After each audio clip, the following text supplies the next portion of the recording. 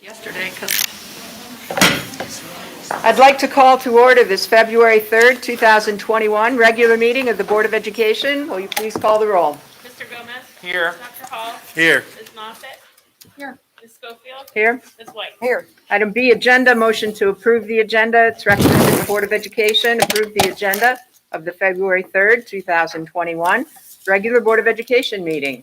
Action by the Board of Education and adoption of a consent agenda means that all items are adopted by one singular motion unless a member of the Board of Education, treasurer, or superintendent requests that any such item be removed from the consent agenda and voted upon separately. So moved. Second. Moved and seconded. Discussion. Please call the roll. Mr. Gomez? Aye. Dr. Hall? Aye. Ms. Moffitt? Aye. Ms. Schofield? Aye. Ms. White? Aye. Item C, opening ceremony. Welcome, especially to our top Tigers and all the family and friends that are here to support them. Our vision, Cuyahoga Falls City Schools, the hub of our community, committed to a culture of caring. We innovate, we create, we personalize education for all. Our mission, every student, every day, every opportunity. Informational items. This meeting is a meeting of the Cuyahoga Falls Board of Education in public for the purpose of conducting the school district's business. It is not a public community meeting, although there are opportunities for public participation.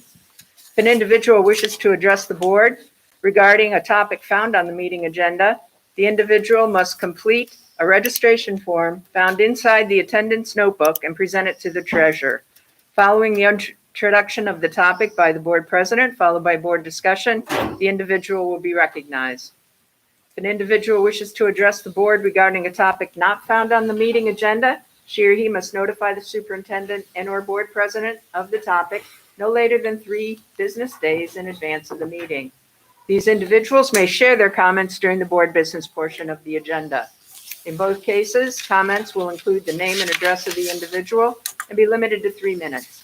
In addition, in public session, the board will not hear complaints about school personnel nor against any person connected with the school system. An unabridged board agenda for this meeting can be found on your electronic device at the address shown on the screen. And for your convenience, hard copies of the agenda may be found on the library table. The next regularly scheduled meeting of the Cuyahoga Falls Board of Education is on February 17th, 2021, 5:30 p.m. in the Cuyahoga Falls High School Library, 2300 4th Street. A Finance Committee meeting is scheduled for February 18th, 2021 at 9 a.m. in the Board Conference Room, 431 Stowe Avenue. And a Business Advisory Council meeting is scheduled for February 22nd, 2021 at 8 a.m. via Zoom. And now for our Pledge of Allegiance, followed by positive reflections, Mr. Anthony Gomez. You'll please stand as you're able and join me in the pledge.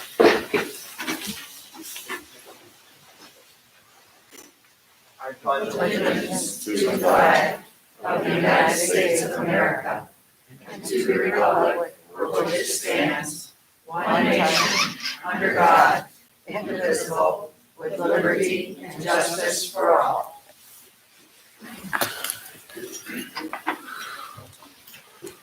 For our positive reflection this evening, I chose a quote on kindness since it's elementary Tiger Night, and so many of our elementary schools are celebrating Kindness Week or Kindness Month in February. So our quote's from Eric Hoffer, and he said, "Kindness is its own motive. We become kind by being kind." Thank you, Mr. Gomez. Now we're ready for item D, presentations, Friend of Education Award, Dr. Nichols. Thank you, President Schofield, members of the board. This evening presents us with a wonderful opportunity to not only recognize students and staff, but also our community friend of education. It's a quarterly award that is a board award. And the sequence, we have secondary, elementary, and central office make nominations on that quarterly basis.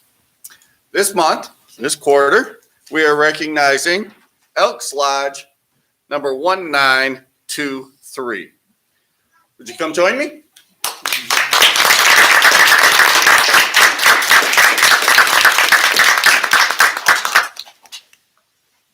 Wherever you come.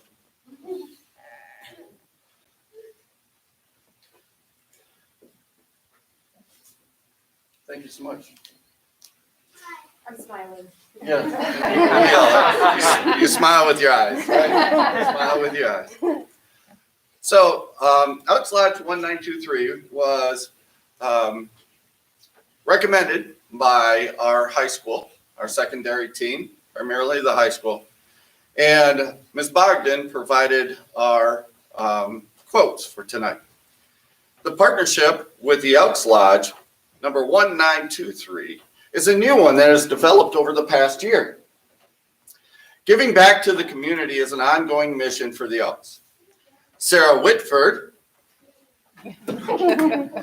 Elks president, initiated the partnership with Cuyahoga Falls High School back in 2020 through an email to Principal Allison Bogdan. Through that email, the Lodge embarked on a goal to identify and satisfy a particular need of the high school.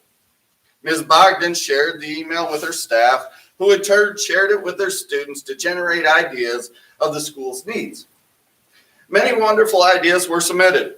However, one student's suggestion was both needed and timely. The student wanted to increase the number of sanitizer stations in the school.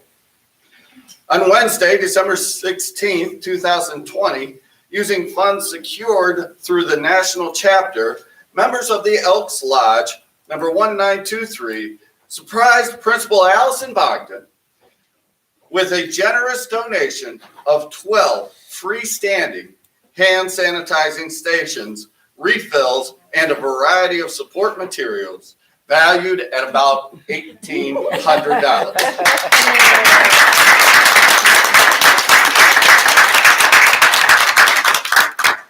These couldn't have come at a better time in the midst of a pandemic.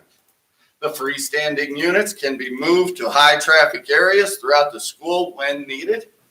And according to Principal Bogdan, the Elks, and especially Sarah, were the most generous and kind group that she has ever worked with, and we are absolutely blessed to have these people in the Falls.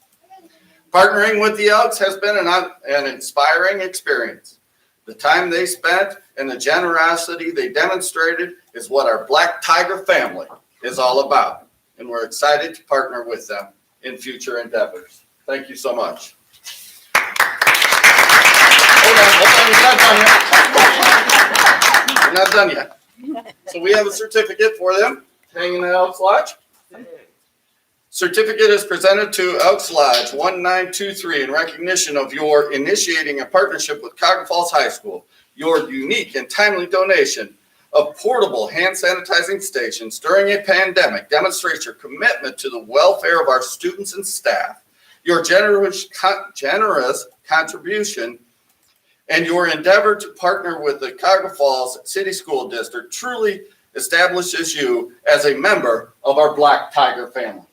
Oh, Thank you.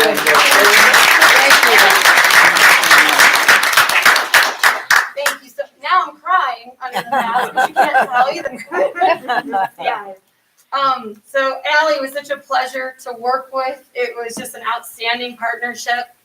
I will say Eric, myself, and Drew are all Cuyahoga Falls alumni, and we have not probably been back in this room since '94. So we've been looking around. We're excited to do more and work with you. The work you all do as educators with our youth is so outstanding. I don't have children of my own, and I just know we are so blessed to have you. Eric's two boys came through Cuyahoga Falls. We just really appreciate all that you do. And Sophia Reyes was a student who submitted that amazing idea. And then Drew's sister works at Gojo, who helped partner with us to give us competitive pricing so we could get more bang for our buck. And the being free-form stations was their suggestion. We never would have thought of that. So just a really cool partnership along the ways. We actually got in the Cuyahoga Falls News Press. I mean, for us, this little but mighty lodge, it's a big deal. And we can't tell you how much we appreciate so much accolades. And as president of our lodge, we're really proud of the work we do. But right now, it's like exuding from me, and it's because of all of you. So thank you so much. Thank you.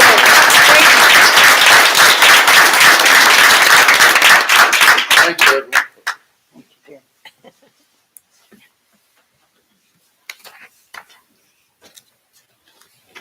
Ready for the Staff Recognition Star Award, Mrs. McClure? Mr. McClure, I'd invite you to the podium.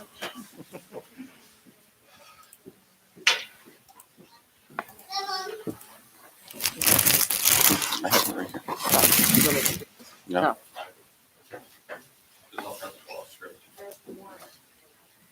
More where? There's another nomination. In there? Okay, You good? yep. All right. Good evening, everybody. Good to see everybody tonight. So the Shining Star Award is a staff-nominated award. It gives an opportunity for our staff to recognize their colleagues at work, whether they are teachers or custodians or principals or anyone in our whole entire faculty. Tonight, we are recognizing Karen Kunst. Come on up, Karen.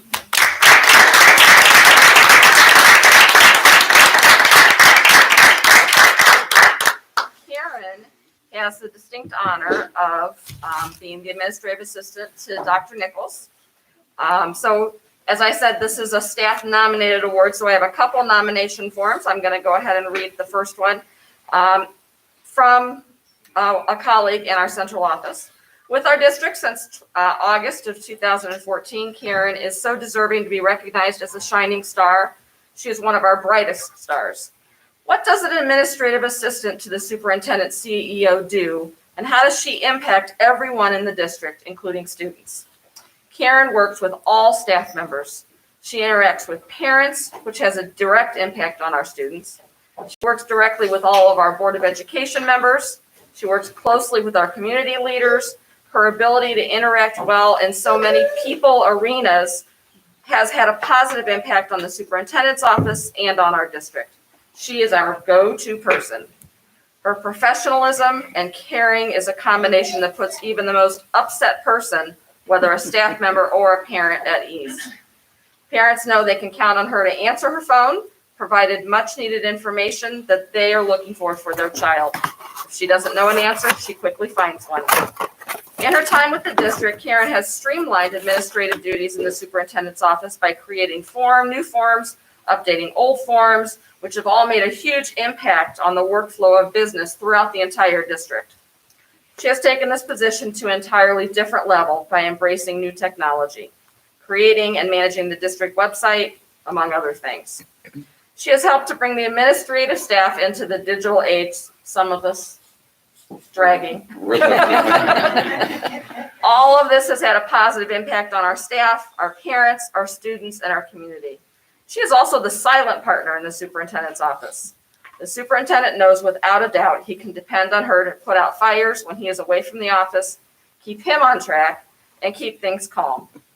Karen will be deeply missed when she retires at the end of this month. Karen hit the ground running her first day of work with the district and continually strives to move our district forward each and every day. And I will miss her tremendously. So, and I know Dr. Nichols would like to say a few words, and then we'll go ahead with the presentation. You know, I didn't get emotional until just now.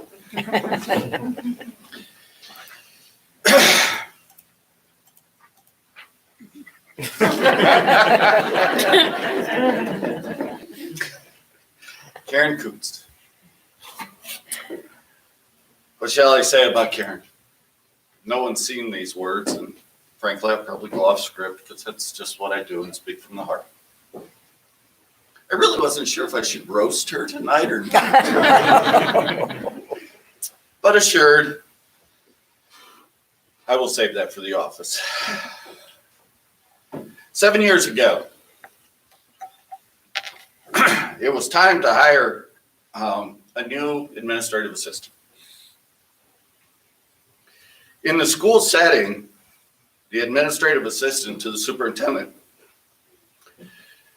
needs to be the quintessence of administrative assistants. The hire has to be right.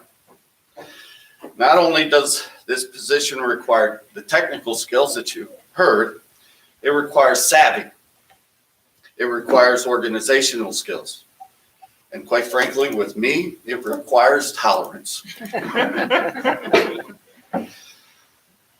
Is that right? You're allowed to say yes. Karen has demonstrated these skills and so much more.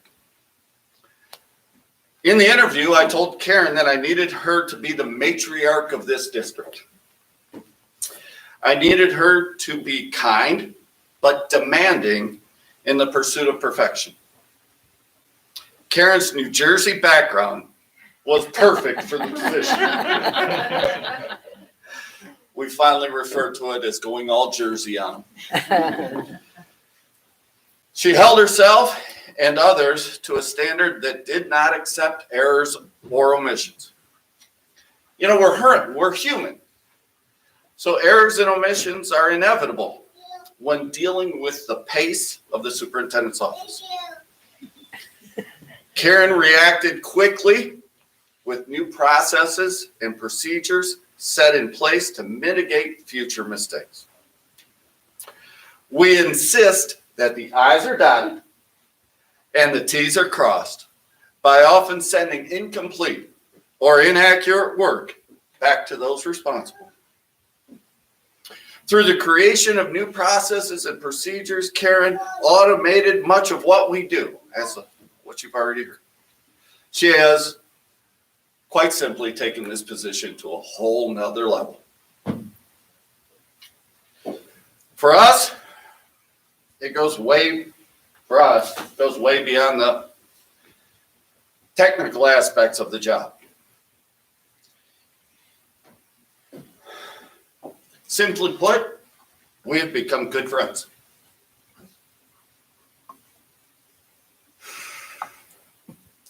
We've seen each other through really rough times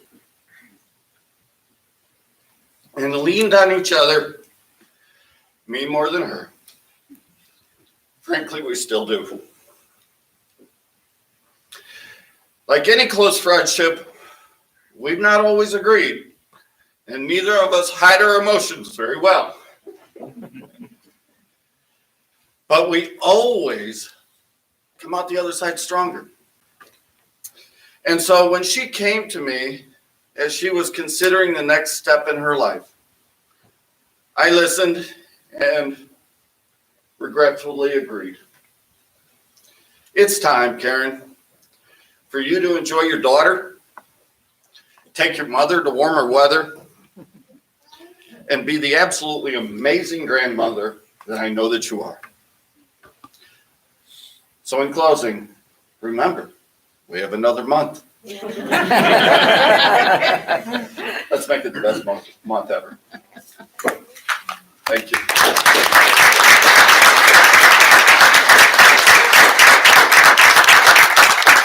We have a couple of things to present to Karen tonight. First is a certificate that says the certificate is presented to Karen Kunst in recognition of your outstanding contribution to the achievement of the Cuyahoga Falls City School District students and support of Cuyahoga Falls City School District staff members.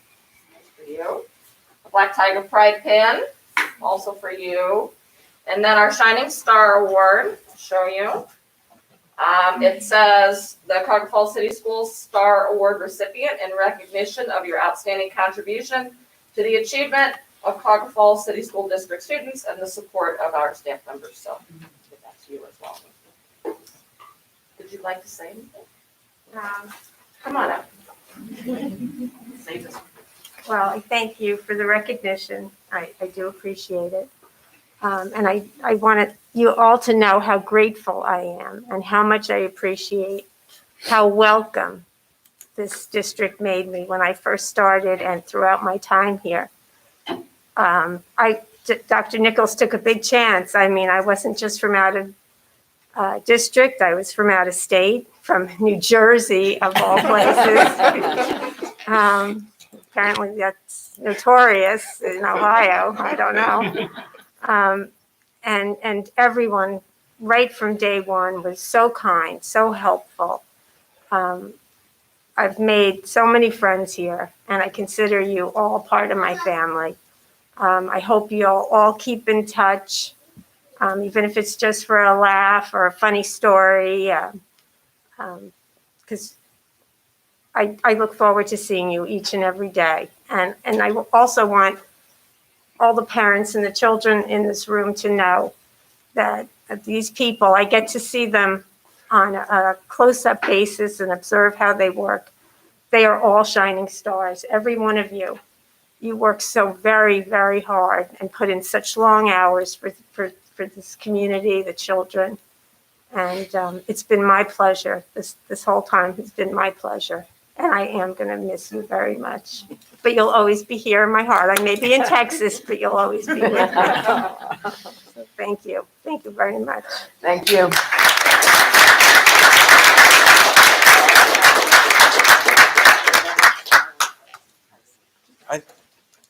One of our goals in having staff be recognized when we recognize students is so that families can see some of these people that you don't interact with all the time. A lot of our families aren't gonna interact with the administrative assistant for Dr. Nichols or at our last meeting, one of our custodial staff from Lincoln. And I think it gives us an opportunity to try to show you how much these people that maybe you don't get to see or don't get to hear about really do care about your kids. And Ms. Kunst has a great sense of humor. My favorite memory is one time I was stopping in the office to do something and we had made a decision that didn't go over so well. And she looked at me and said, "If you're gonna make everybody angry, can you give me warning so I know what I'm expecting when I come to work the next day?" Because she had been fielding those calls all morning. So she has a phenomenal sense of humor that we'll miss. And I think just on behalf of the board, we depend on her a lot. She really is our right-hand woman. We don't have a board secretary, so to speak. And so all of the copying, all the preparation for our meetings, all of the documentation that we need to support our work as a board is in Karen Kuntz's hands. She always provides us with what we need in a timely fashion, answers all our questions, prepares our packets weekly, and we couldn't be more grateful for her work, and we will definitely miss you. She'll still be a part of us though, because we get her work coming to our house every Friday. That's right. So thank you, Karen. Thank you. I think we're ready now for our top Tigers, Dr. Nichols. Thank you, President Schofield, members of the board. We, for various reasons, we have students that are here and we have students that are virtual. Hi, how are you today? Yeah, good. And we have students that couldn't attend because of, because of the pandemic, quite frankly. So, but nonetheless, we're going to recognize everyone and hopefully at some point in time they can join us. The Top Tiger Award is another board award. It is done monthly, 2 students at each one of our buildings. We've separated them this year due to the pandemic. So we do elementary one at one of our meetings a month, and we do our secondary at the next meeting of the month. The Top Tiger Award is sponsored by the Cuyahoga Falls City Schools Foundation and Alumni Association. And here representing the Foundation Alumni Association, Mr. Gary Medkiff. Gary?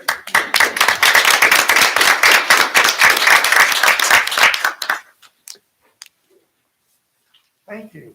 The foundation would also like to thank Karen. Every month she sends me the list of all the names of the top Tigers. Thank you very much for all you've done for the school system. Congratulations to all the top Tigers this evening and everybody here to support them. We'd like to thank our top Tiger sponsors, Donato's Pizza, Dietz's Floors. You're going to get a beautiful carnation. And Young Screen Printing. They're the ones who donated the bags. Top Tigers, in May, you're going to get a letter at your elementary school of information that you can march in the Memorial Day Parade. You're going to get a nice t-shirt to go along with that. That information will be coming to you in May. The foundation assisted with the new entrance to Clifford Stadium, and you can still purchase a brick. You go to our website or see me after the meeting. We help with class reunions. We have an all-class reunion. We honor distinguished alumni. Last year, we awarded 6 teacher grants. That money went back into the classroom to help your students.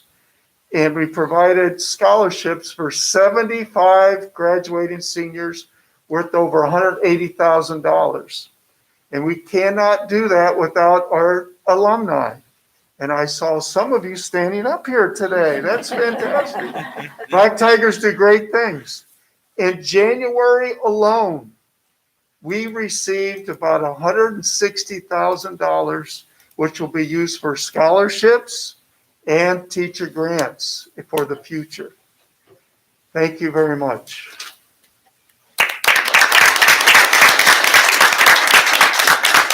Thank you, Gary. Top Tigers, if I could have your attention up here, I will give you some protocols to follow this evening. When I announce your name, please come up here to the podium next to me. You will get one of the Black Tiger bags and a carnation. Inside the Black Tiger bags, you'll get a pin, you'll get a certificate, you'll get a bracelet, you'll get your nomination form, and you'll get certificates to Donato's and to Young Screen Parody, all in the bag.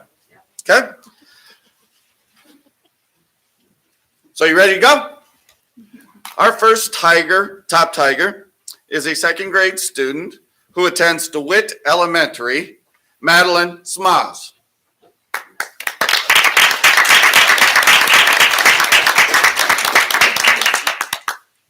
Madeline is part of our Black Tiger Remote Learning Academy this year. She was nominated by Mrs. Moore. She does a phenomenal job leading by example.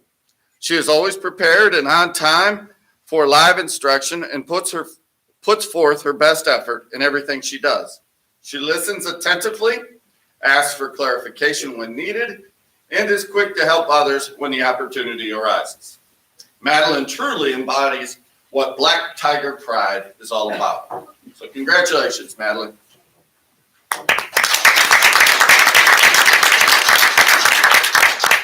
Our next top Tiger, also a second grade student from DeWitt Elementary School, Tegan Nation.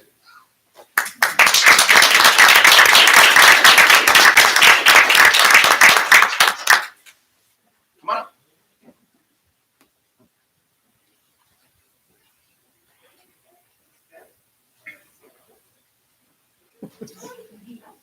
Tegan Nation is an amazing second grade student in Mrs. Thomas's class at DeWitt Elementary. Despite the new and challenging circumstances of our school year, as well as the challenges he himself faces, Tegan began the school year ready to give his best. This great effort has proven to be consistent each and every day. Tegan is always on time, organized, participates, and is ready to show his Tiger Pride behavior. Ms. Curtis is impressed and overjoyed as his teacher to see his enthusiasm and attentiveness. Tegan is so polite and kind and shows great responsibility even with the extra challenges and responsibilities he has each day. Tegan is such a positive example to his classmates. Ms. Thomas is especially proud of Tegan for speaking up and asking questions when he needs to. This shows his independent efforts and his growing confidence. She is very happy and proud to nominate Tegan as a Cuyahoga Falls Top Tiger. Congratulations.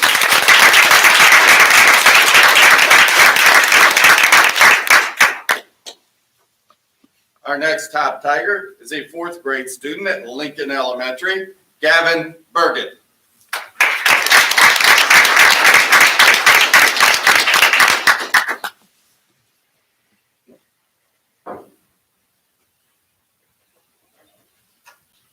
Gavin is nominated by Mrs. Bullock.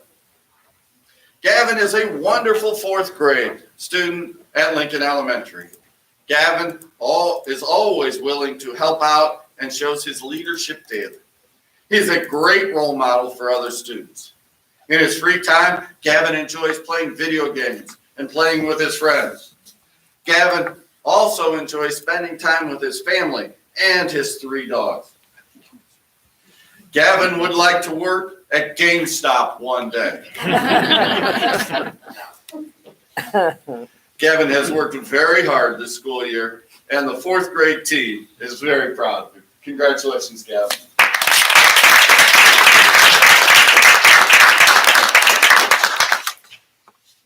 Our next top Tiger is also from Lincoln Elementary, is a third grade student, Avery Cadwalder.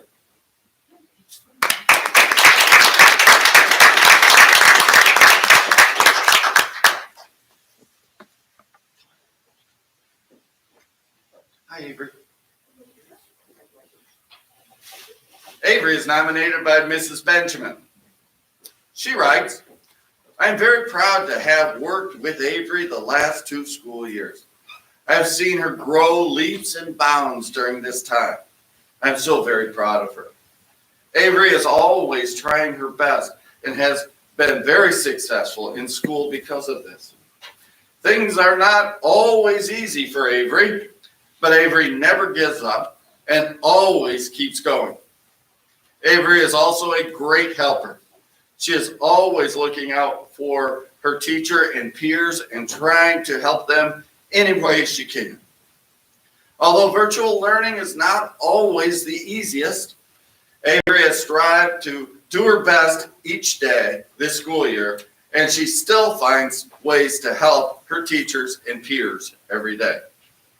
Avery is a great leader, and we are so proud to have her as part of our Black Tiger family at Lincoln. Congratulations, Avery.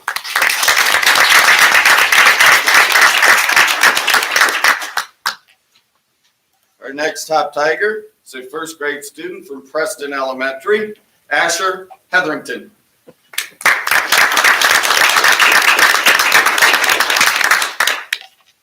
Asher was nominated by Mrs. Elijah, and this is what she has to say. Asher is a hard worker who strives for excellence in every task he attempts. He listens attentively, participates appropriately, and completes every assignment to the best of his ability. Not only is he a polite citizen, but he has shown a great character traits as he has adjusted to all the challenges that this school year has brought.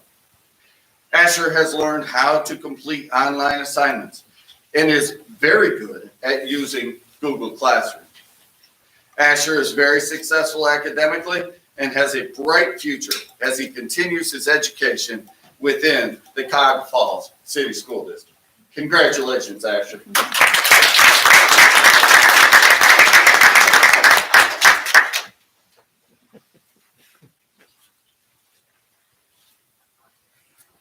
Our next top Tiger, first grade student from Preston Elementary, Alana Plump.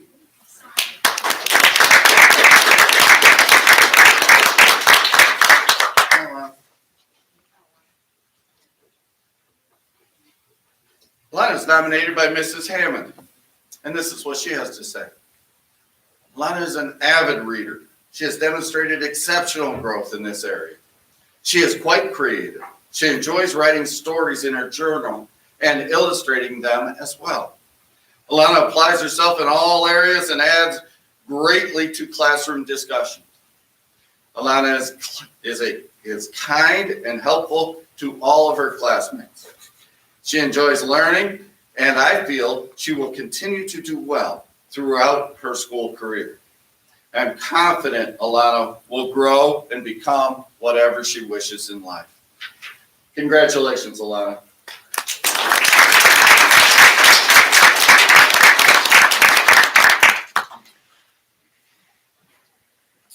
Our next two join us via Zoom, I believe. Well, One? Made it, yeah. Okay, Aww. second grade student at Price Elementary School, Miles Mikulski. Is it Miles? All right, well, we'll get to Sadie in just a moment. Miles was nominated by Mr. Brazick, and this is what he has to say. Miles is a new student to our school district. During his short time here, he has done an excellent job acclimating to the Black Tiger way and our school routines. Miles exhibits a positive outlook and attitude in the classroom, and he is an enthusiastic learner that enjoys school. Miles shows his Black Tiger pride every day by being courteous and well-mannered in the classroom, following classroom rules, and being kind and helpful to all of his classmates. He's an excellent teammate and works well with other students when group work is needed or assigned. He's a good leader and encourages his classmates to give their best effort.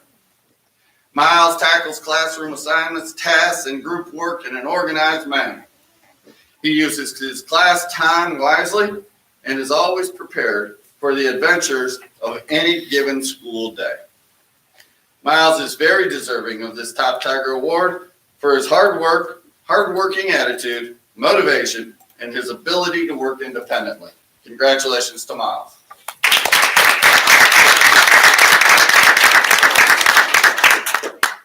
Our next Top Tiger, also a second grade student at Price Elementary, Sadie Walker. Hi, Sadie.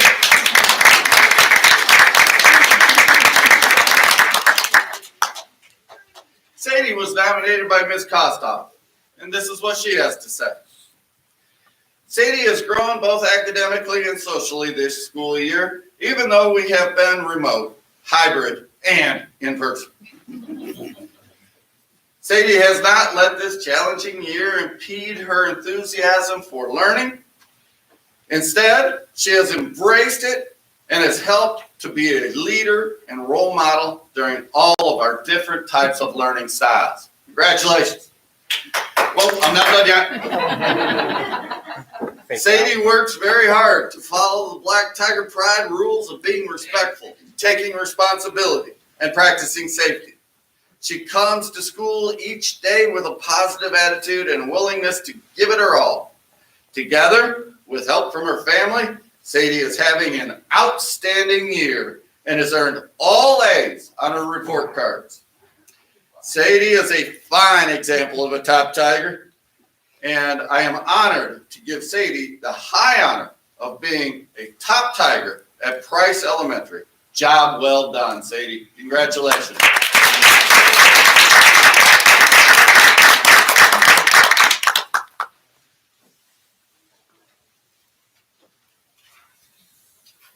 Our next Top Tiger is a third grader at Richardson Elementary, Kylie Galt.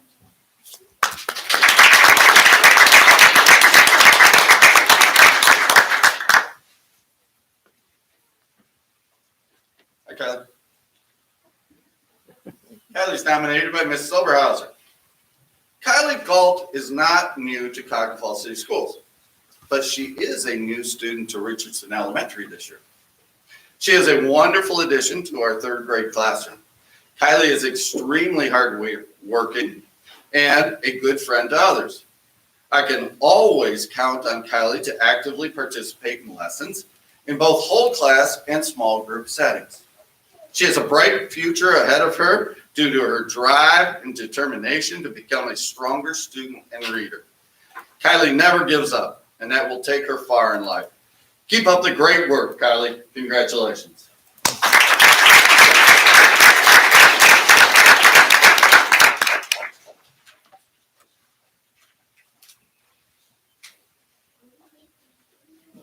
Our next Top Tiger is a second grade student at Richardson Elementary, Jack Johnson.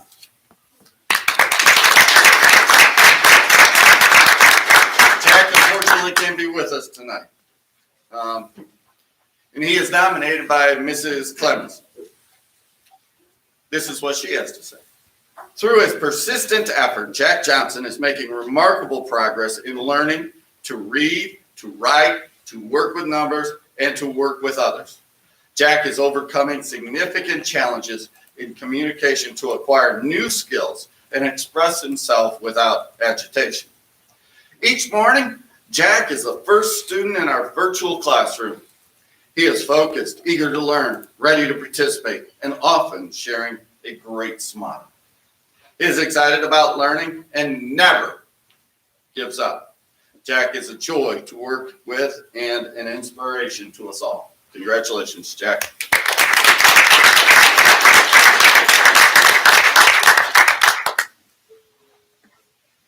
And our last Top Tiger is a third grade student at Silver Lake Elementary, Tatum Harrison.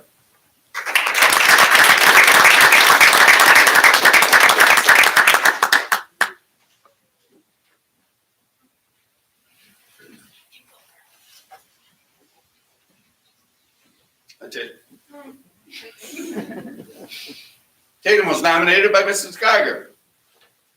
It seems like just yesterday that Tatum was a pint-sized 4-year-old asking me to get Skittles from the concession stand during her dad's basketball games.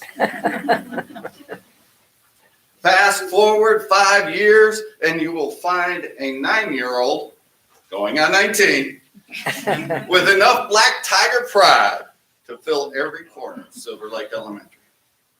To watch Tatum grow up has been the privilege of a lifetime. She is that student that every teacher mentions in his or her subplans. If you have any questions, ask Tatum. She is a kind, confident leader everywhere she goes. To know her is to love her. I hope I'm lucky enough to see what Tatum chooses as a career path in the future. I always picture her helping people and making the world a better place for all of us. Thank you, Tatum, for being my assistant principal at moment's notice. Someday, I might just give you the walkie-talkie and the keys. Silver Lake is blessed to be part of your story. And thank you for being our top Tiger. Congratulations.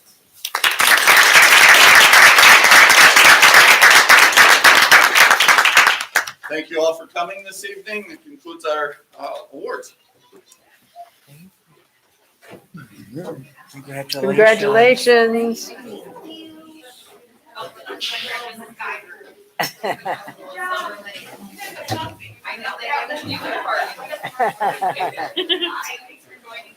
That was cute.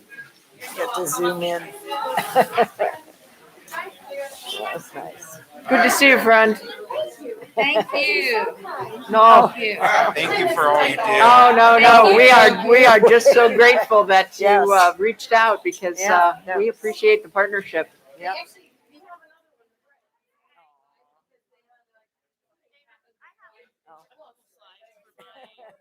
Oh, all right. Perfect. Great. Thanks. Thank you very much. Good to see you. Good to Thank see you, Eric. Take care. Yes. Thank you. We're gonna stay. We already have our next collaborative project on deck. I was at a PTO meeting last night, and Mr. Wazoka was like, "You guys got to ask the Elks for help. They're the best." So, yeah. Oh yeah. Thanks, you Sarah. all. We appreciate it. Thank you.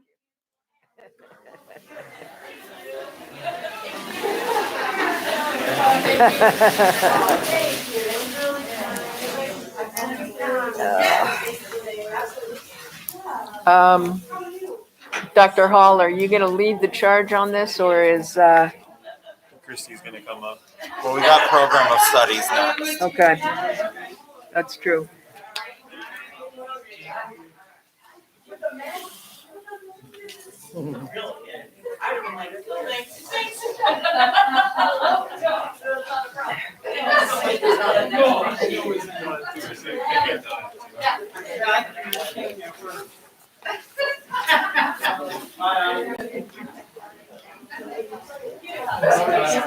Hi, thank you so much. You say it, but you're right. Thank you so much.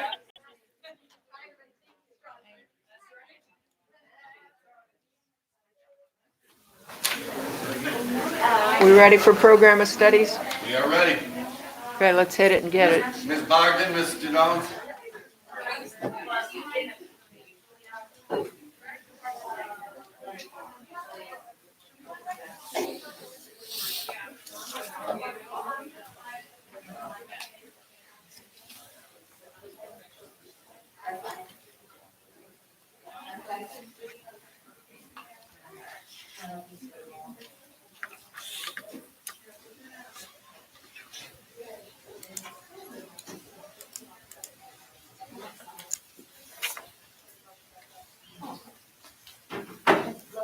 Are those yours? Okay, I was wondering whose glasses.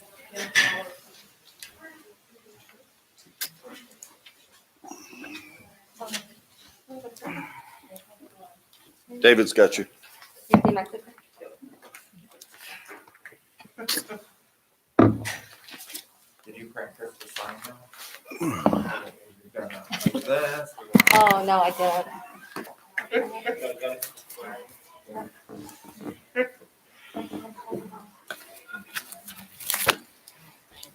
So I had a backup. Sorry about that. That's okay. President Schofield, members of the board, thank you for having us here this evening. We are going to share with you the proposed program of studies for Cuyahoga Falls High School for the 2021-2022 school year.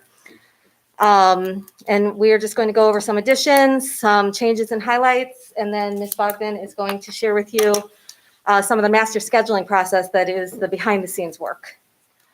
So we have in terms of additions, we've added a second drawing and printmaking class.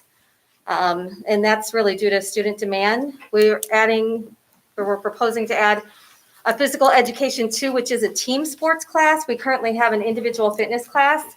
And so this is team sports for students who might be more interested in that aspect. Adding a chemistry 2 course. Currently we offer chemistry. Typically sophomores would take chemistry 1. Chemistry 2 would be for students who are interested in going that route. We have other chemistry offerings like AP chemistry and so on, but this is like more in depth. On honors astronomy 1, we aren't offering astronomy 2 yet because this would be the first year that this would be offered. A new college credit plus course, which is natural science biology. That will be taught by Mr. Stuzinski. And then intro to urban agriculture, which we're always excited to have new offerings, but we're really excited about the intro to urban agriculture. It's going to be working here with our fresh farm gardens and with urban design and things like that. And so it's actually part of our social studies offerings rather than biology because of the way the class is going to be designed. And so we're really excited about that. In terms of changes or highlights, we have updated the board policies throughout the program of studies to go with the new board policies. We have added video introductions by department, and we are going to share one of those with you just in a moment here. We have also added videos to accompany each of the 6 district educational compact program offerings. Those were created by Mrs. Lewis and Mrs. Barrett from the high school as part of a GAR grant. And so those are pretty cool, to say it in the most professional way possible. We have added video announcements production 1 and 2. We moved that down. Previously it was a junior year offering, and we moved that down to the sophomore year because of our new modern communications through media production program. And we want our personal video announcements production to be kind of a feeder program into that career tech pathway. This provides a few different opportunities. One is hopefully more students interested, and another is by doing it with, dotting all the I's and crossing the T's, we'll also be able to receive some career tech funding for that course, which we did not previously have. So we're pretty excited about that as well. As I mentioned previously, we have an additional College Credit Plus course in science. One great thing about that is the University of Akron came and looked at what we had here. We have talked about adding a science course in College Credit Plus previously, and I can't remember which university it was through, but our lab did not suffice for that course. But University of Akron came and looked at what we had, and we do have things here in place to make this course run. So we're excited to have an offering in science. After some questions from the board and then discussions with our world language department, number 6 is brand new. This was not in your previously noted changes. So Ms. Bogdan and I spent some time today talking to our world language department chair, as well as one of our Spanish teachers, and we have added, so it will be in the online version that you'll see, a level 3 and 4 class for French, Latin, and Spanish. And those will run concurrently with our honors offerings. So we were able to make that change, and they were excited at the possibility of, being able to do that. Few courses that we're not offering anymore: mixed media design, which was an art class, and that's actually being replaced by the drawing and printmaking too. There wasn't a lot of student interest in that, and so that's why we made that change. The grads program, that was previously staffed by the 6th District Compact, and it's just not something that we offer here. The person that was teaching it retired, and they removed the program. Keyboarding, which was actually part of our special education offerings, we found that there were more successful ways to do that. And then the elementary and intermediate Spanish College Credit Plus courses, the instructor that was teaching those really felt that with learning changing the way it has, and because we are, switching back and forth with remote and hybrid, and she felt she was not able to give the best instruction to students that she could, and she didn't think it was fair to them to continue to offer the course if she could not do that.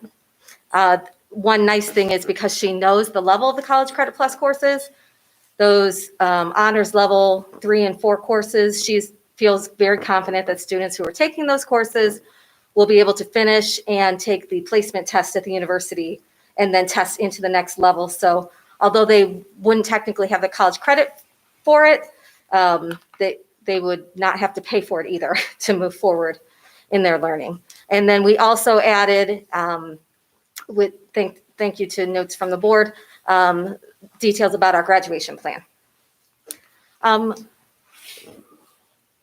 Would you mind, Mr. Thursby, before we move on to the graduation plan, would you mind sharing? We do have 2 videos just quickly that we'd like to share with you. These were shared. So this was Ms. Bogdan's idea, which I love. And we're very thankful to Mr. Fry, who was here. He may have stepped out, but he just did an amazing job working with all of our department chairs. We're really excited about our program of studies and how interactive it is.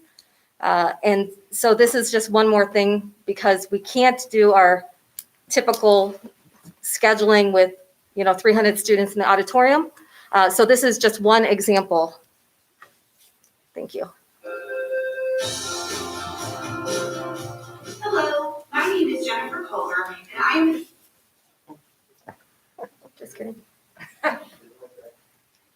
Department Chair for the Performing Arts Department here at Cuyahoga Falls High School. Our department offers a wide range of courses in music and theater.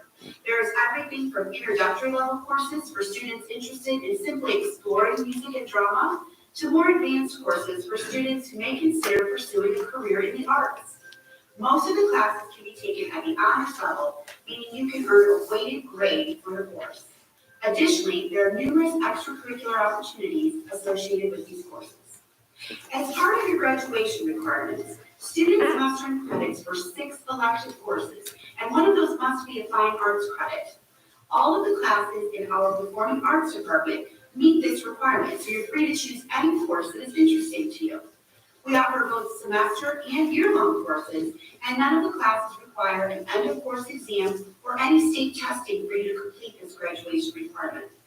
Students interested in pursuing an honors diploma can even earn an arts honors diploma. This includes both academic requirements, such as 4 fine arts credits in one specific area, and a field experience. So what courses do we offer? If you've always wanted to take the stage for theatrical production, Introduction to Acting is for you. Completing this course will introduce students to the theater and its various components. The class focuses on acting, improvisation, character study, and stage terminology. Completing this course opens the door for students to take more advanced classes, such as advanced scene study, character and acting, and directing courses. Students who enroll in this class often audition for our fall play, one-act play festival, and musical productions. Students interested in the technical aspects of the theater can also participate in our stage group program that supports all of the programs in the high school auditorium. The Performing Arts Department offers numerous music classes for students in a variety of areas of interest and ability. Treble choir and treble bass choir are performance-based classes for students interested in singing and improving their vocal techniques. A cappella choir is an auditioned ensemble for students who have a strong interest in choir and are committed to an active performance schedule. If you are further interested in studying singing or are considering a career path in this area, enrolling in voice class will give you a strong foundation as you have the opportunity to dive deeper into singing techniques and the study of solo literature for the voice. Students who participate in the choir program often audition for participation in M&Ms, an extracurricular vocal jazz ensemble for advanced students. Band offers students the chance to continue the study of their instrument from middle school. All students have the choice to audition for marching band or perform in fall concert band during the beginning of the school year. Once we transition to concert band season, all ninth grade students play in freshman band, while upperclassmen are placed in gold concert band, black concert band, or symphonic band based on the results of their playing audition. Band students have the opportunity to participate in many extracurricular groups, such as jazz ensemble, gold tones, and pep band. Finally, class piano is an option for students who are interested in learning the basics of piano. While previous music experience, such as band or choir, is not required, it can be helpful. In addition to performance-based classes, there are several courses offered to study other aspects of music. American Popular Music is a new course focused on the development of music in American culture, including jazz, pop, hip-hop, Motown, and rap. Advanced Placement Music Theory allows students to study the development of harmony and the building blocks of music while potentially earning college credit. The understanding of music follows the development of Western music from the Middle Ages through modern times. This is a college credit plus course offered through Kent State University and is a great option for any student planning to attend college, as it will fulfill a fine arts requirement at the college level. Additionally, students planning to major or minor in music are strongly encouraged to take AP Music Theory and the Understanding of Music to prepare for their post-secondary plans. There are so many ways to participate in the performing arts here at Cuyahoga Falls High School. We look forward to seeing you in rehearsal soon. So when I reached out to Mrs. Culver and I said, Mrs. Culver, we're going to play, we're just going to do an example. Do you mind if we play yours? And she goes, oh yes, I was having a great hair day. So she was real confident. She did. And that was those all, the department chairs really went with it. And I'm so proud. You'll see, if you watch them all, you'll see varying levels of being comfortable in front of a camera. But they appreciated the opportunity to kind of talk about their department and, talk it up. So that was a fun, and wherever Lucas Fry is, thank him because he really worked a lot with us. And we were able to get all of the departments in by today, even though today is the first week. So if you haven't had a chance. And then would you mind sharing for us, Mr. Thursby? We also have from the Career Tech Program. This happens to be from one of our Career Tech programs, the IT Academy of Cisco Cybersecurity. Today's the day you can make a decision to change the rest of your life in a very positive way. Applying to a career technical education program is a great first step in getting ready for your future. Whether you want to enroll in post-secondary education, ensure gainful employment, or enlist in the military, a CTE program may be the path to take you there. Every program teaches life skills necessary for success. In the IT Academy with the Cisco Cybersecurity program, you get a VIP pass to your future. If you think digital networks are important now, soon there will be more than 50 billion connections between people, places, and things. Networking knowledge will enhance your career in any field because every organization relies on connectivity for success. Professional pathways include PC technician, network engineer, database software technician, Cisco engineer, white hat technician, and network security analyst. With the right skills, you can embark on a well-paid career in information and communications technology. Join a high-tech firm, start your own company, or bring these skills to a different field you love. As a CTE program student, you can earn free college credit while still in high school. You can go on worksite visits, take trips to area colleges and universities, and have the opportunity to interact with employers from related businesses. Each of the CTE programs is designed to prepare you for enrollment, employment, and enlistment. In today's global economy, everyone needs to be able to hit the ground running. So take the CTE challenge and jumpstart your future right now. Visit and apply to the CTE program today. Thank you, Mr. Thursby. And each of the videos for the compact starts off with that same intro. So if you are looking at them just for your own viewing time, you can fast forward through that little beginning part once you've seen the very beginning. You've seen it all. So you can move forward until you see the name of the program on there. All right. So we thought it'd be timely, even though it's not a part of the program of studies, the graduation plan, just giving you a little bit of an update while we're on that topic. First bullet point up there speaks to the letters that we send out, and they are targeted for students that are not on PACE, credit-wise specifically. We sent about 10% of our student body received a letter. Those went out to sophomores with less than 5 credits, juniors with less than 10 credits, and seniors with less than 14 credits, we call them credit deficient. Also, seniors that were in danger in any other way not only received a letter, but they also received a personal phone call from our school counselors. Another thing that we have done because of an upgrade to Dazzle from NeoNet, they now have a report that we can run easily that lists your course history and also progress in each of the graduation requirements. So that is being mail merged and sent out as an email to specifically our seniors, and we'll go down the line as well. We've created 2 surveys in Naviance, and it's modeled off of the state provided templates from the Career Pathway Organizer and the Academics Pathway. So there's 2 right now that have to be completed. And then also graduation requirements for the class of 2023, that's in the, we're making that right now. I'm not making that, the school counselors are, and beyond, and it's a PowerPoint presentation coupled with a recorded Loom video. A lot of the work that we are doing when it comes to any communication right now or any information that we want to share is trying to make it accessible to all students. And that's been our biggest challenge because of the fact that many of them aren't even in our building right now. So we've done a lot of Loom videos, presentation, the PowerPoints, trying to get a lot of that in a variety of places just so everybody has access to it. We already went with that. Next one. So here is what it's all about. And I will just give a general rundown of the process that we utilize when the program of studies that we spend many hours on is we proposals, or I'm sorry, let me backtrack. So it all starts with the department chairs, and I say, okay, it's that time of year. Review the program of studies, get your proposals in. They are due to Julie and I by such and such a date. Any revisions that need done. So they submit all of that to Mrs. Dodones and myself, and then we review all of that and we update the program of studies for first read of what we're doing this evening. So that's number 2.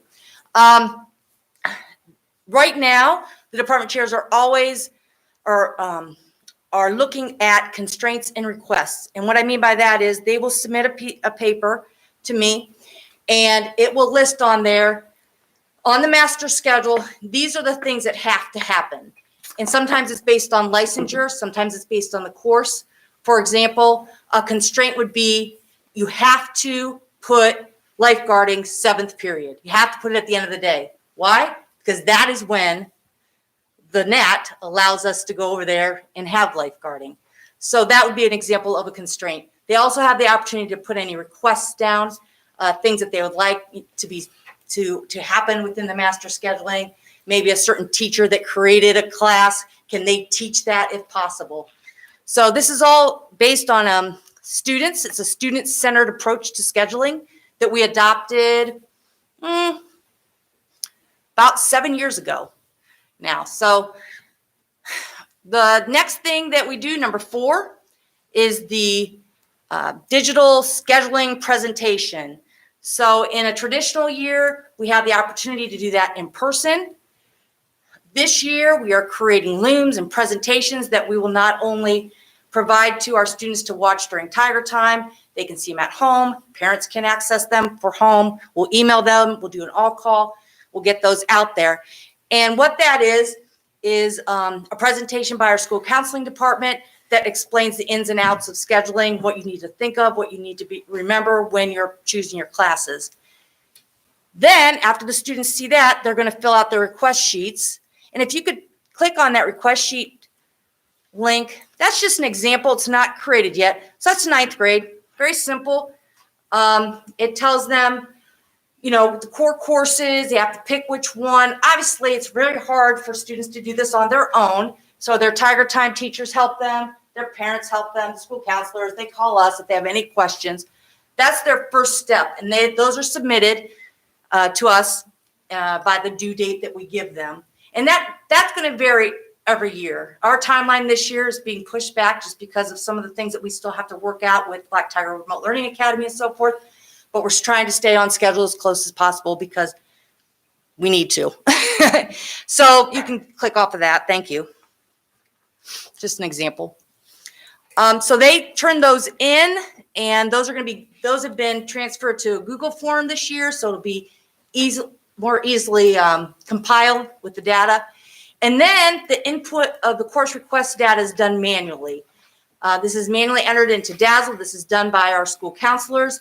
They take care of the students that they oversee, and they are just importing course codes for every single student. Courses. It's very time consuming. We have played with allowing students to do that portion of it, and it was a disaster. No offense to students, but we have to remember they're 14, 15, 16, 17. There was a lot of buttons that they weren't pushing, numbers that they weren't putting in, and so it really pushed us back for about a month. We don't do that anymore. We put it in. We put them in ourselves. So after they manually do that, they run all the course request sheets. Again, these are called course request verifications.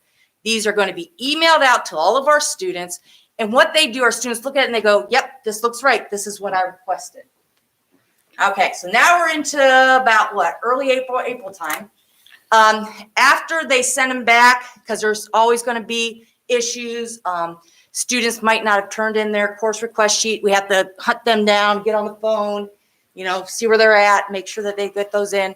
And then the counselors adjust those student requests after that. So number 9, that FTE recommendation, that is when Mr. Stewart comes into my office. You want to click on that FTE recommendation, and he says, okay, here's what our students want to take. These are all the classes that they want to take, and these are how many students want to take each class. So an FTE is a full-time equivalent. Thank you. And so what I have to do is I have to say, okay, these are how many teachers that we have. These are how many sections we need of our core courses, according to how many numbers of students can be in those core courses. And then what's left, we can offer these electives. And we go through that process. It's a process that takes, a couple weeks to make sure that everything is ironed out. If there is a time where I don't have enough English language arts teachers, that's when I march over to Ellen McClure and I say, hey, Mrs. McClure, would there be any way that we could get another ELA teacher? And she goes, well, Allie, show me the numbers. And I show her the numbers and I tell her why. So say that we needed one, but we couldn't get one just because of fiscal situations and so forth. That's when we're going to have to start cutting electives. So it's a big balance. So if you need teachers because of the core courses that you're teaching, and you could use another one because we have a lot of students that are requesting classes within that department, but you can't get one, that's when you have to start cutting in electives. And I've been very fortunate that we have worked together to make sure that the classes that our students want, they're able to take. And we've done that through a variety of conversations and being very creative throughout the years. So that's never become a huge issue. Okay, you can click off of that. Go on to the next one. Does it ever work in reverse where you Yes. take a look at the sheet and not enough kids want to take biology, so you don't need the biology teacher, but we're beyond the time when we can non-renew? Yes. Then what happens? So no, I wouldn't say that we've ever done it beyond the time that where we have to renew, but we have noticed declining needs for certain departments that have teachers. So for instance, we have decreased our departments over the years. I'm not sure how many, but we usually can foresee that based on core courses. So you know from the get-go what the bare minimum you're going to need. If we just said we're offering core courses, these many electives, and we were not student-centered, but we were like, this is what we have, this is what you're going to have to take. So when we have decreasing enrollment and we run those numbers, that happens the year before usually, or in the fall, where we can realize that. Does that make sense? Is that what you're asking? And also, if you only have a few students signing up for a course, sometimes it doesn't run. Right, we don't run that If it's an course. elective, because you Right. want a certain number too. Mhm. So you don't run it. Exactly, and that's what the adjustment of the student request for the second time. So when I do the FTE worksheet, and I say, we only have 2 students that are signing up for this course, we're not gonna run it. Yeah. Because we have 30 kids that want this course, so we're gonna do 2 sections of this instead, and we're not gonna run this too, because it's all about numbers. 15 kids that won't get a course or the 2. So that's another balance. Now, there's exceptions to that. If you want to keep your AP, say you have a new AP class, and you're trying to build that AP class.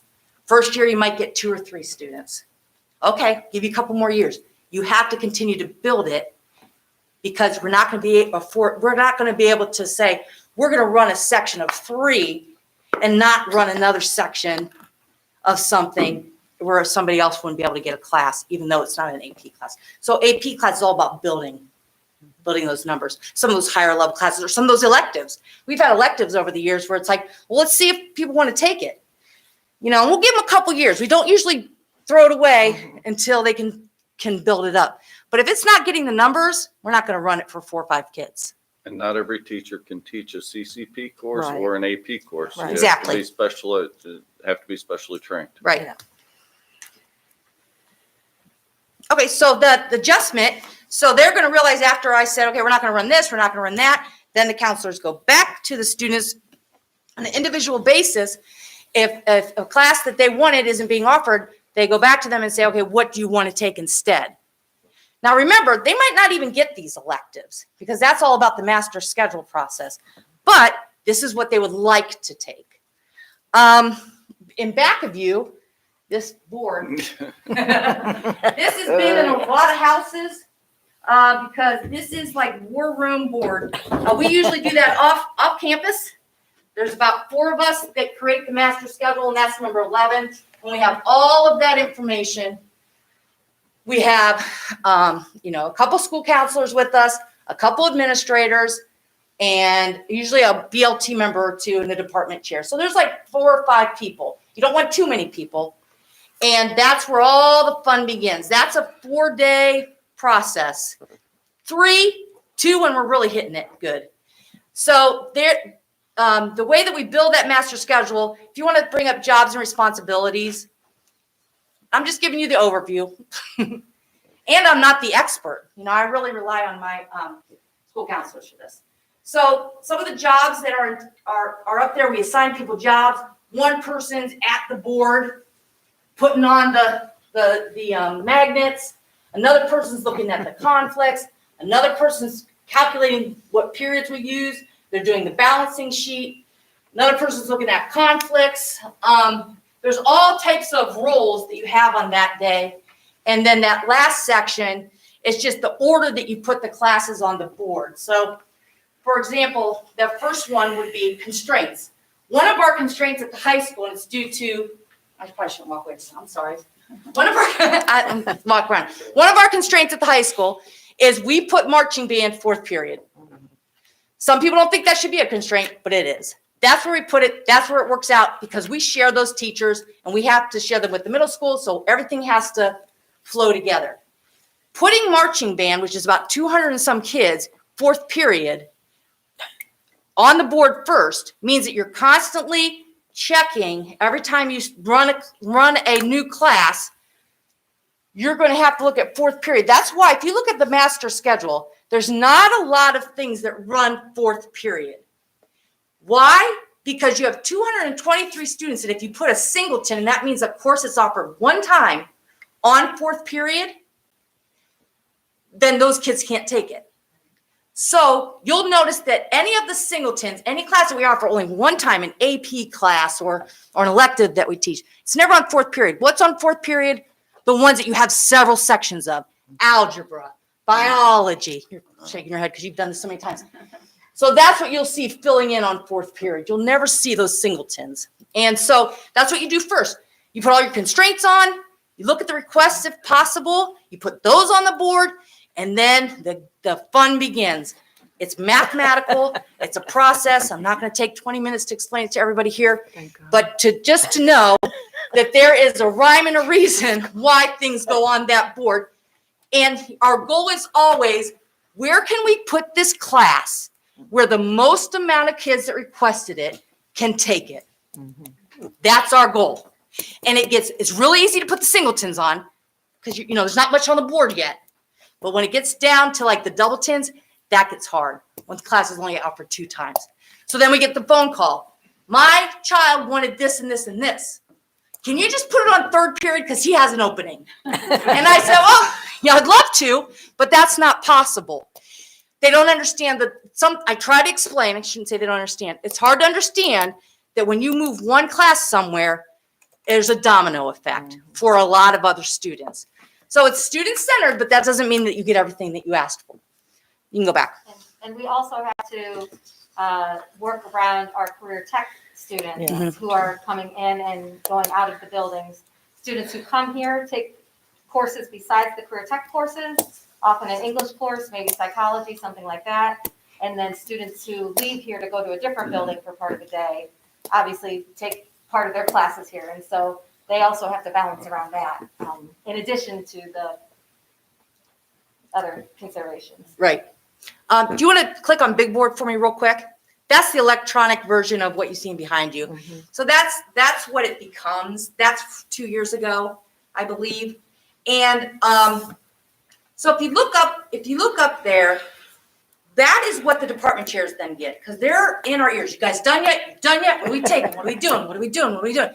Okay, here's the big board. Keep it to yourselves. Don't share it with anybody. And what they're allowed to do at this time, when we give them the rough draft, is they can move the teachers to the left. So Schulman doesn't have as hard of a department to do. She has Schulman, Harry, and Smith for art. She can move any of those courses in first period to a different teacher. You can only go up and down.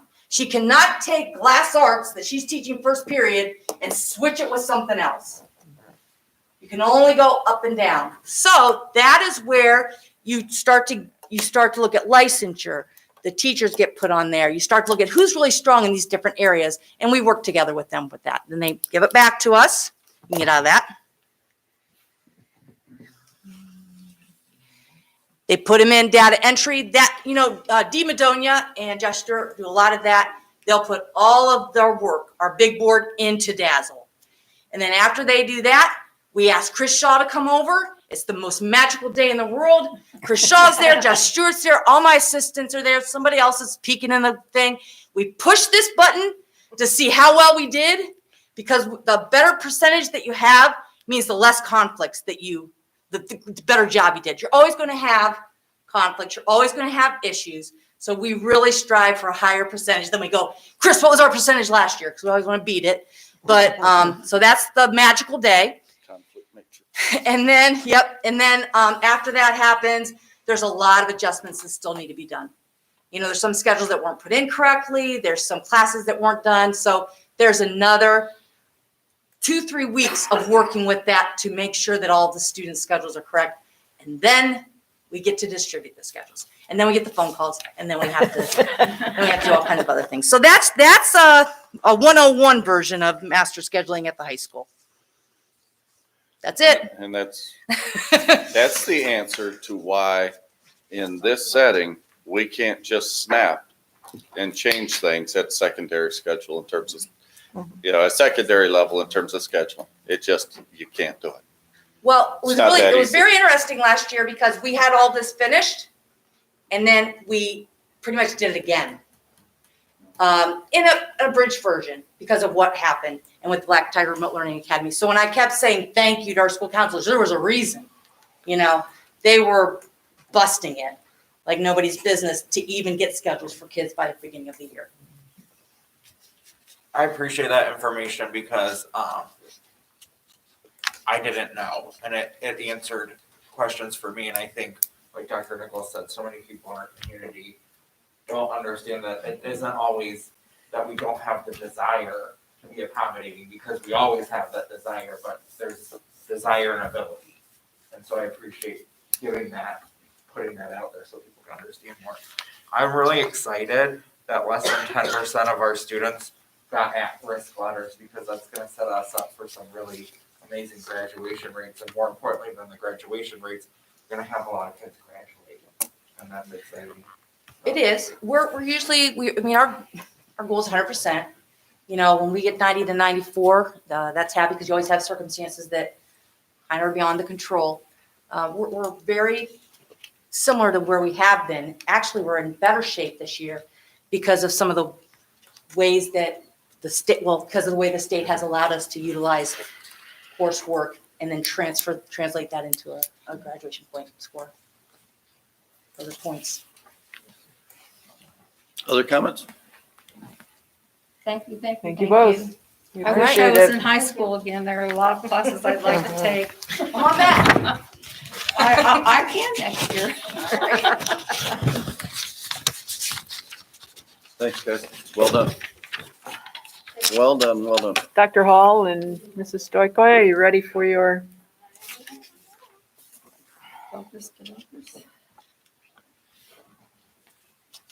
My biggest challenge was apparently remembering what chapter we were on. I was getting my group 5 and chapter 4 mixed up. So I originally had 5 on here, and thanks to Dr. Hall, caught it before we came up here, and I looked like an idiot. So we just, the questions that everybody asked, I made a slide for each of them. I thought our discussion was really good. I started off by saying, and Chef Bill, who I told I would shout out, he said he was going to be listening. So I told him I would give him a holler there. But he came in today and said, you said in the beginning, this is not my wheelhouse. And I was thinking the same thing. And I said, it's really not. It's not what I do on a day-to-day basis, but I am a product of 2 teachers. I have a sister who's a speech pathologist. I have sister-in-laws that are guidance counselors, psychologists, and an art teacher. So it's everywhere I go. They all do it. I don't have the day-to-day. But I think this book has been interesting thus far. I also mentioned that I'm looking a lot of it from a parent perspective as well for my kids, and really starting to think about different things that maybe I hadn't thought about before. So, key ideas. Like open enrollment? No. So the key ideas that we talked about here, I think in most of these discussions and most of the answers through the past groups have been pretty similar. Everybody's been pretty much on the same mark. And this is a theme of simplification, of that, every year, every student needs to spend hundreds of hours actually reading, writing, and speaking. And we talked about how that needs to be done inside the school day and not necessarily outside, as he mentioned in the book, that it's important that it's done during the day because of different students and their situations outside of the classroom. The amount of reading time a student gets has a direct correlation to their ability to learn. That was another thing that was reiterated over and over. One of the big ones, and one of the things that I notice more and more of on this, the literacy is the most important single goal of schooling, a reliable indicator of general competence and life chances. When the equity work that we're doing and the ties to this book and how they all overlap, and some of the changes that we make in both areas benefit both areas as well. And so I find that very interesting, and especially since he specifically pointed out, this chapter those examples when it comes to that. Students need to read both fiction and nonfiction books. This was mentioned a couple times about the nonfiction. There were quite a few people, I think, on the responses, and we even talked about it during the discussion about the nonfiction. There were a few that felt like it's dominated by a lot of fiction in some courses, especially in ELA, and that there should be some nonfiction, especially current event pieces and those kinds of things. That was another topic that was brought up quite a bit. I already mentioned the next one, and the biggest, it's how students are vastly underprepared for college in terms of writing. And I do not like to write, and I never like to write.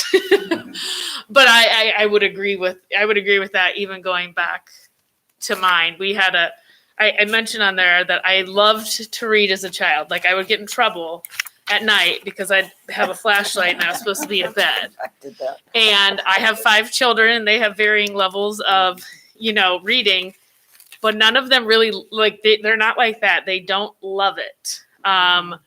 Some of them, it's a chore for them, even though they're good readers. And I've had a hard time.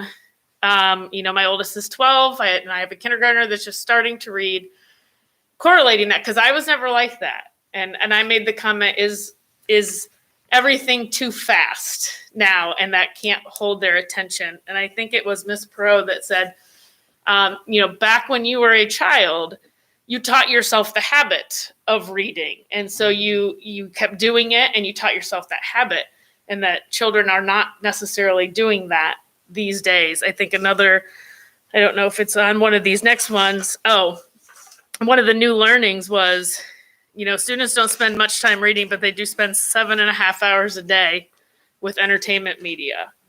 And that's just, it's shocking, and it's not shocking. I mean, I think we all know that, but to kind of see 7.5 hours a day is it's your school day. Really, they're spending a whole school day each day on electronics. So things that reinforced your beliefs. Dr. Hall, if you want to chime in anywhere, feel free. If I'm missing anything, or if you'd like to add anything. The need to get back to fundamentals, how discussion is as important to education as the reading and the subject. That is something I also noticed, and that was one of my answers for one of these, was that I'm not surprised, but I am surprised at how many adults I come in contact with that do not have the oral skills and communication skills that I believe they should have. And I think it causes a lot of problems that maybe aren't problems, but are then roadblocks at times. As we've mentioned before, the overemphasis of state standards have deviated from the impactfulness of literary and informational texts. All the different standards, however 100 many of them there are for each thing, have taken the focus away, again, from that simplification of things. And then we talked, along with the discussion, the importance of underlining, annotating, background knowledge, and vocabulary. So what challenge, and I think this is where we started to get into kind of a discussion also about where we're headed and what are we prepared to do in this sense. So changing the methods described may require ignore common core standards, which feels radical. That was a big topic of our conversation, was something that was not seen as radical, and we've shifted away from it. Now going back seems very radical. And it seems like it's a big jump. It'll be a big commitment, even though it sounds so simple when you're reading the book or when you're thinking about all these things. It's a radical shift. And this one kind of struck me too. It's spending less small group time after we have spent so many years defending it and forcing change from teachers.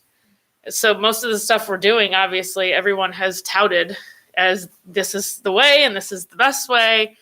And then now to turn around and say, well, no, now we're changing our minds. We're going to go back to this, is a challenge for people. Which goes along with the whole class should be taught the same thing at the same time, at the same depth. So no more, there's not those small groups. It's everyone is on the same pace as everyone else. And one that I did not answer this, but it did strike to me because I think of these things as we're going through being a financial person, is that there are so many other variables that impact instruction and outcomes, which are not discussed in the book. That, in a simplistic world and reading the book, and this is what we do. Obviously, we know from the past year, there are so many things going on that can impact that whether it's finances or pandemics or any of that, that's something that is not really talked about in this book necessarily. So new learnings, I mentioned, students spend 7.5 hours a day on entertainment media. Readicide, that was a lot of people that was a new term for them. The systematic killing of the love of reading, often exacerbated by the inane, mind-numbing practices found in schools. Right. Amen. Like I said, oral and written skills are the most important employability skills above managerial and technology skills. And it is true in every profession. Like you said, I'm shocked at the number of adults that can't compose an email or, have communication skills that are adult level. You can't even get to the skills test part of an interview without interviewing well first. Mm-hmm. Yes. And that these methods could be applied at all age levels with all students. So I know you talked in the book about from second grade, earliest second grade up through, seniors. So how can we use this? And this is where we kind of had a lot of the discussion. Going back to it being radical, are we prepared to implement this work and move away from some of the current standards?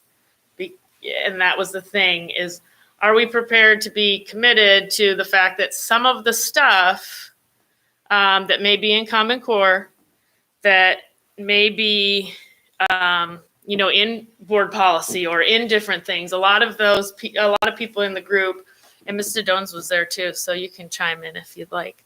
Are we ready to do that? And what kind of plan would we have to do that, which is part of this going in here. But are we ready to do that, considering we have all these other plans, or strategic plan being one of them, and the things that are in there, and some of that does not line up with some of the things that were discussed so far in this book. Another big topic, as I mentioned, the integrating this with ICS. They seem to go hand in hand as I read more of each of them. A lot of people mentioned, and the next three kind of go together, the next three bullets. It's time to create a district-wide plan to focus on these defined fundamentals as integral parts of our instructional model, and then set a clear system of accountability for all levels, learners, educators, administrators, and that there needs to be the direction, support, and oversight from all instructional leaders. And Mr. Duns mentioned that it was timely that we were going through the ELA textbook adoptions and reading this chapter in particular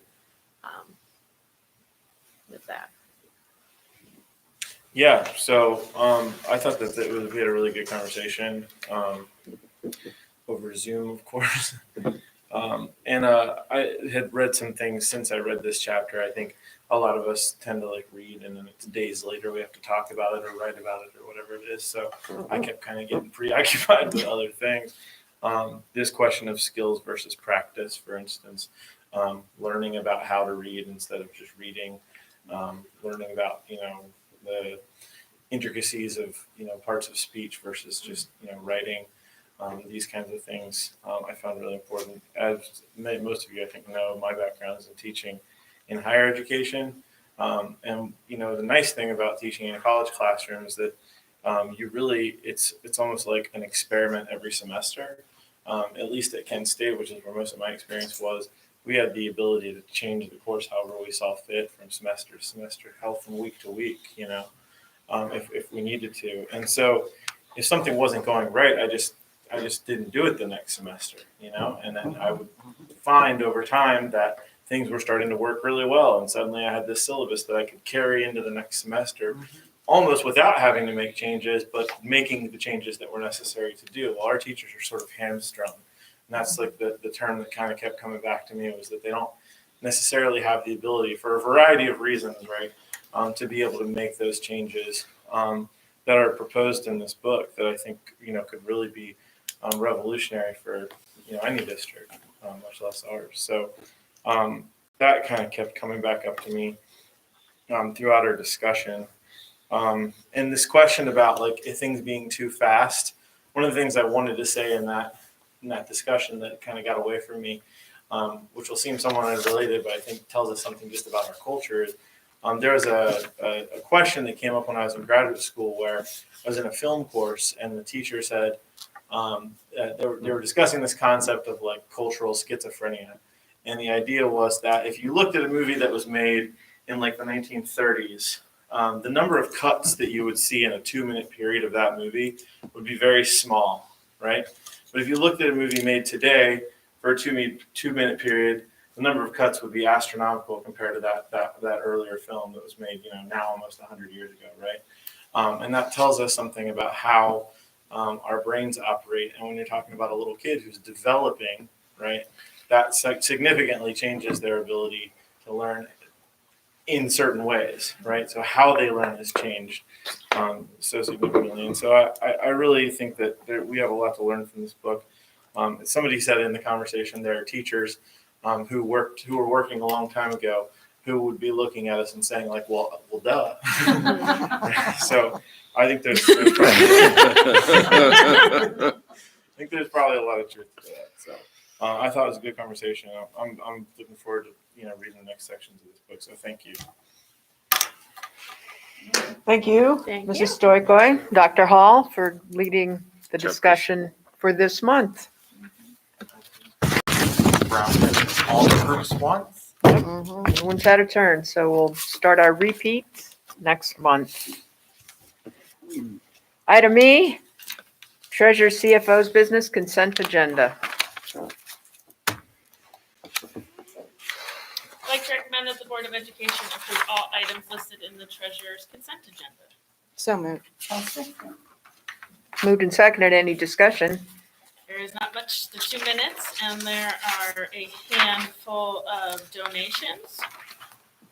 Again, Richardson heavy with their different things. And I don't think any of these are actually, though, donors' shoes. They've gotten, they have Tennis Association donated tennis rackets and tennis balls to the 3rd grade students, document camera, and some magnetic poster boards for math. And then Chris Botsman, has had a couple other donations on here, it always gives school supplies and a lot. And so I know some of Joe's people go over and get that and bring it over. But we have the full list within the office if anyone ever wants to see that. So. Thank you. Roll call, please. Dr. Hall? Aye. Ms. Moffett? Aye. Ms. Schofield? Aye. Ms. White? Aye. Mr. Gomez? Aye. Item F, Treasurer CFO's business, Mrs. Christy Stoikoi. I'm sure as many of you, we kind of mentioned it before. I think I mentioned it now that it's more official. So there's been a reduction to the reduction of our state funding. So we were at about $941,000 that was reduced last year. This year it was on the same path. And then the governor announced there would be a reduction to the reduction. So now we're around $425,000, which is helpful. On the flip side, state budget was rolled out this week, and it has less positive news than that. One of the big things that we talked about this morning, excuse me, and I've talked about the past couple weeks on some of the professional developments I've been on, is that the state is really going to cling to the fact that we've gotten all this extra money in COVID relief, and so they don't need to give it to us. They got all that extra money in COVID relief too.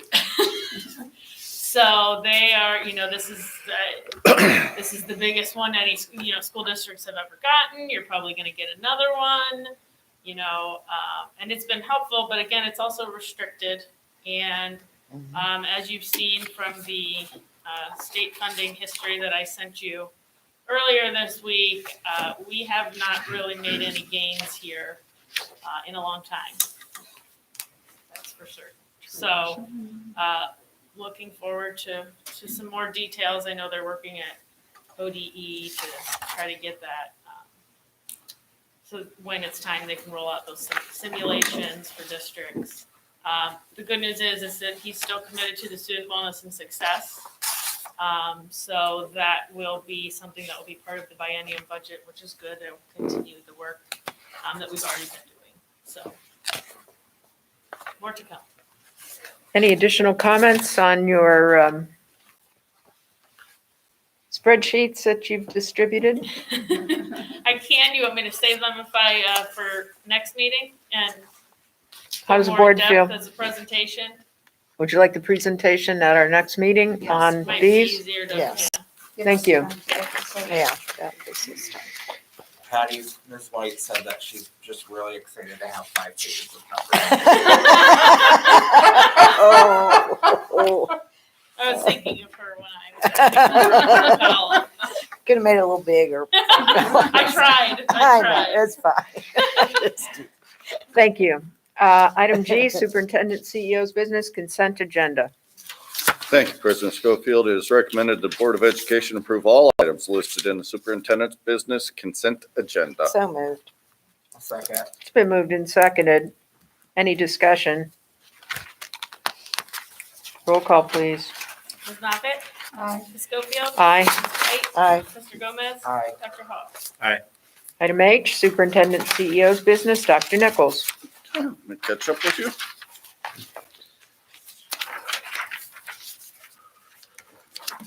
Oh. Well, in terms of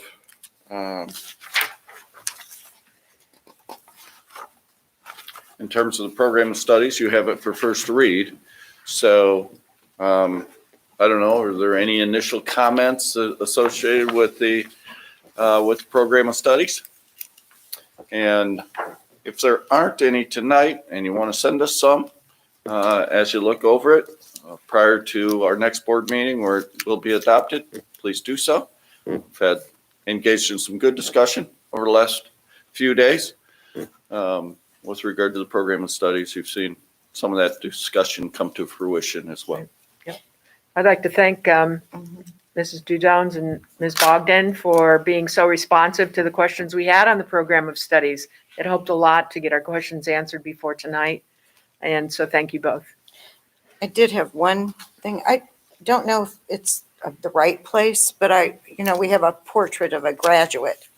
And I thought it would be nice to kind of put it in there. I don't know. We're just reviewing the board policy this morning with the clerk, and she showed us. Okay. It's in there. Okay. And I texted Mrs. Jones, and I said, please put that in. Okay, good. I wanted to ask about that, so thank you.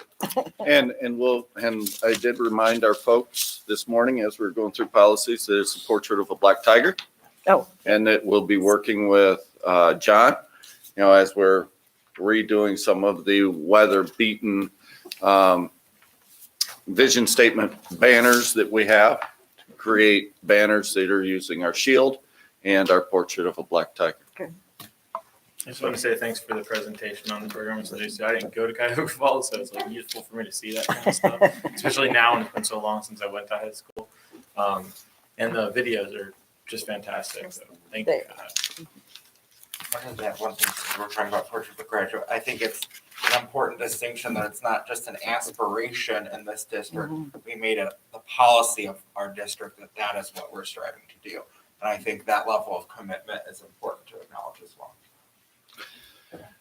In terms of other comments, there's not much to say with regard to reopening of schools, other than we are working out the details of, with regard to vaccinations. I will be sharing that with the community. I'm sorry, Mr. Gomez, I said my site visit was today. It is actually tomorrow.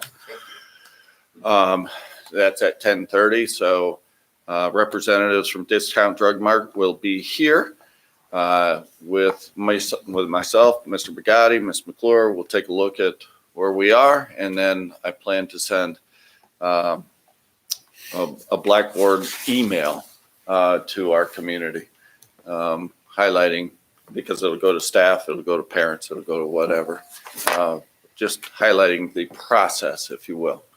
Still won't know how many vaccinations we will actually get. We have been told, given a confidence level of 95% that we will receive all the vaccinations necessary for the second round of this central part of Summit County, if you will. Okay. That would include Hudson, that would include us, that would include ESCs, that would include some non-pubs, so on and so forth. So that confidence level is 95%. We won't know until early next week for sure. We also received a confidence level that it's 95% Pfizer, which would be the vaccination manufacturer and vaccination type. There'll be 2 rounds. There'll be 2 rounds of sign-up process, if you will. That'll come directly from Discount Drug Mart, well, through us, from Discount Drug Mart through us to our faculty and staff. And the first round is basically a confirmation that, now that we have dates and locations and so on and so forth in the books. So it'll be a confirmation. Then the second round will be actually an opportunity to schedule. And so that'll go out, and it'll be first come, first serve, frankly. So after the first round, then we'll know how many stations we're going to have. By that time, we'll know vaccinations. We'll then have commitments. We'll know how many stations we have to have. And then we'll know how much help we need at that point in time. And so that'll come pretty fast next week. Next week's going to go pretty fast and furious. And those 2 rounds of signups will come with very hard deadlines. I mean, you got to reply by this day at this time, and that's just how it's got to go. And if folks are late on that, well, it is what it is at that point. So that'll all come, in the next few days. First with notification of what I just shared with you tonight, for the most part, and to our community staff, and then more information next week as it becomes available. In terms of our construction process or project or whatever timeline, I have updated that timeline. Thank you for whomever caught that I hadn't removed the March pieces where, the close of bonds and pre-close of bonds. But that was, that came as a result of our timeline, the overall timeline getting shifted. So that's where we are. I shared with you the what would be necessary and what we can do in terms of offering bonds to our constituents, and we'll follow through with that part as the time draws near. So that's really what I have for right now in terms of my comments. Thank you, Dr. Nichols. I'd like to ask a question. When we had our meeting last Wednesday, you were going to have a meeting, hoping to have a meeting Thursday or Friday to get further clarification from OFCC on terms of, can we act or are we waiting? To act, or are we waiting? For the May 24th controlling board, we were talking about how that was going to drive part of what we can do when. I don't believe I have an update for you on that right now. Thank you. And then when you say first come, first serve for vaccinations, what is that? sign up. So the schedule will go out to everyone. You know, it'll go out to everyone at the same time. Everyone in the central group. Everyone from our group that are coming to this site Okay. that in the first email made commitments.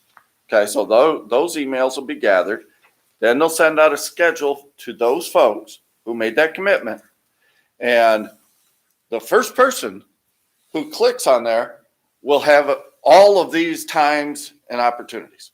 Okay, they'll have a bunch of times that they can come in and schedule.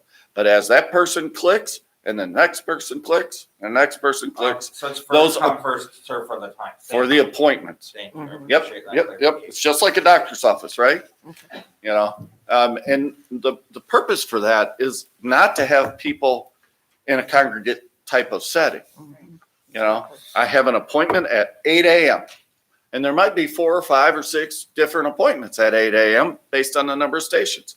Think of it as a blood mobile, kind of a, you know, when we do a blood drive in a gymnasium. You have multiple locations, and that'll tell us how many people we need. Thank you. Okay. Yes, sir. I feel like I read, I mean, Moderna is 2 shots. I feel like I read that AstraZeneca is 1. Is Pfizer 1? It's 2. Pfizer is 2. 2. And I believe on NPR last night, AstraZeneca is not approved here Not yet. yet. No, Yeah. It's only 65% effective right now. But they said that the flu shot's only like 45 to 50. Yeah, but FDA hasn't approved that one. Not They yet. have AstraZeneca would have to submit to the FDA, Yeah, right. and then they'd have to supply all their data, which they will, and Mhm. most likely coming. they will get emergency declaration once they submit it, but they haven't submitted that yet. And same with Johnson and They're Johnson. close though. Johnson & Johnson's a closer. one-shot That's a deal. one. Okay, that's It's a one. I thought Yeah. there were 2. That's one. But I think it has more side effects. I don't know. It's Yeah. all. I don't know, because they do I've and they learned don't. more so. than I care to know. Well, my daughter got her second shot in Pfizer and her arm bruised up and a little bit of In- a fever, but not bad. It was not much at all. In our conversations So, with there are, but Summit County Public Health, it is, you know, Yeah. different people react differently. right. It just nature of the beast. Mhm. You know, If you do need help that day, I'd be happy to come and help. Thank you. Let me know. Thank you. Just thank let me you. know, as long as it's not like 8 in the morning. No, hey, I'll come at midnight. But 8 a.m., but I I will. think we're, You know I will, and if that's when you need me, I will come. I But think just we're offering going to to start help. early. All right, are we ready for board business? Item I, 1, proposed calendars, school year 21 and 22, 22 and 23. Ms. McClure distributed hard copies of those to us this evening, so please take a look and provide any comments directly to her. And we have a 30-day window, is that correct, from tonight's hearing until, So if we have a hearing, we will post these for community input on the website tomorrow. And then they will be in front of you for action next month. thank you. Item 2, National School Boards Association membership. This was Mr. Gomez's suggestion. You want to take it away? Sure, I supplied you all electronically with the information and inquired whether you have questions, comments, or concerns. Didn't hear back from anyone, but I know you all well enough to know that that doesn't necessarily mean you don't have questions, comments, or concerns. So if you have any further or hesitations, I'd be open to discussing that, and if not, I can move forward with connecting him to setting up a purchase order with Ms. Stoicoy's office to do that. I just think, for a variety of reasons, I think title funds are such an important part of what our district does, and our state organization doesn't provide us that information. ESSA is driving so much of what the State Board of Education is doing, and that's a federal program with a new presidential administration and new education department. I just think it would be helpful for us to keep up a little bit more on what's coming down from the national level and make sure we're staying up to date on that as we do with the state. Thank you, Mr. Gomez.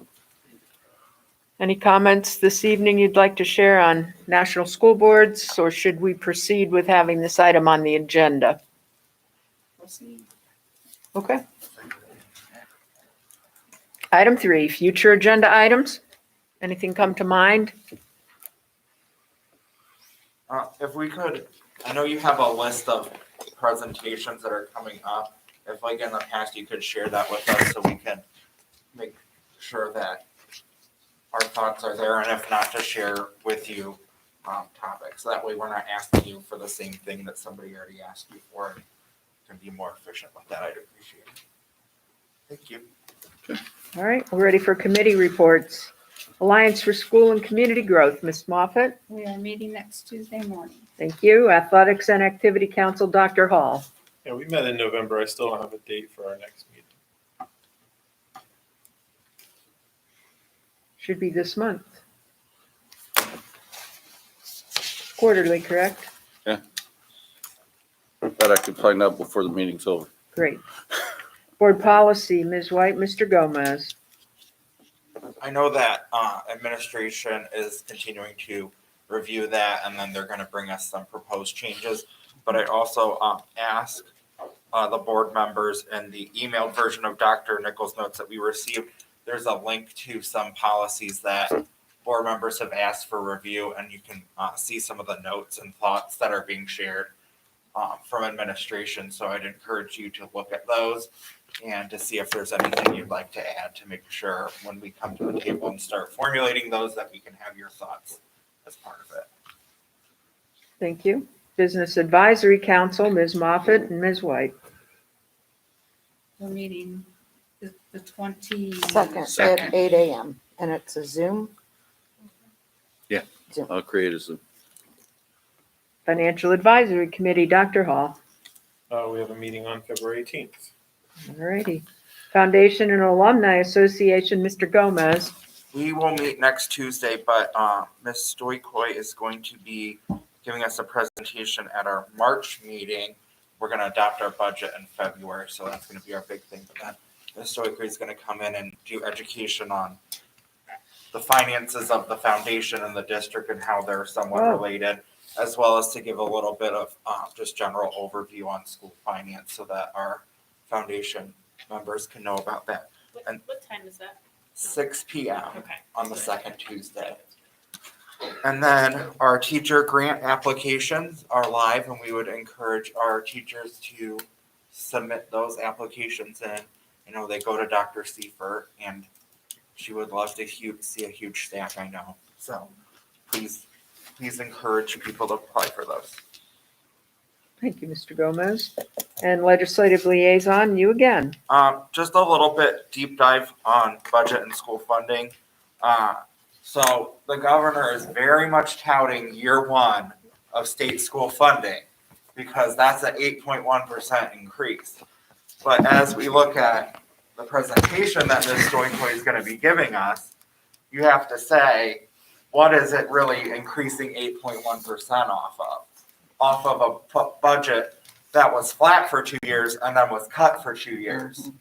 And then, much less touted, he's cutting school funding by 0.2% in the second year of his proposed budget to create a flat funding, which once again would be a flat funding based off of flat funding in his last budget. So over his 4 years, he's not increased funding at all. And actually, when you pour over the numbers, still cut funding. His flat is still a cut over the last 4 years. So as I like to say so often, making sure that our community really understands how these things impact the money that we have to spend on students. The governor's budget is a cut in state funding. And lastly, there was a performance audit done by the state auditor's office on the Ohio Department of Education. And while I have no desire to read that full performance audit myself, I inquired through our member services representative at OSBA, and they're going to be working on a town hall on some takeaways of how that impacts districts, because a big part of it was EMIS and some issues that they think they might have found in EMIS and reporting at ODE. So that'll be interesting, and I'll keep us updated as we hear more about that. Well, good. Thank you, Mr. Gomez. Student achievement update. There will be a virtual town hall meeting on racism and social justice Tuesday, February 9th from 7 to 8 p.m. The link is on the ODE website, free of charge, sponsored by the Ohio Council of Teachers of Mathematics. The district leadership team met this past Monday. The discussion focused on the winter assessment of the winter map assessment and suggestions for the spring assessment. Also, building equity audits are being completed. District demographic data is being shared so those buildings can complete their audits. The next meeting is March 1st. A reminder to the board that August 5th and August 13th are the dates for the next equity training. If you haven't written those down in your calendar. Then I came across this article in the CAP, and I'll just read one quick paragraph. And I'm reading this paragraph after some of the discussion that took place at the district leadership team meeting, where we recognize that more of our students are not on track to be proficient now than in the past. And then stories were shared on how we have sixth graders watching younger children with everybody's computers on simultaneously, and just some of the challenges that are being faced with schooling that's remote. So this, I thought this article was something to help us consider too. The turn toward educating children at home makes the resource gaps between families all the more evident. More affluent parents are more likely to own musical instruments, art supplies, puzzles, board games, and books, and a car with which they can drive their children to parks and hiking trails. However, many families depend on their schools to provide their children with such a rich and varied environment, and they've been hard-pressed to make up the difference.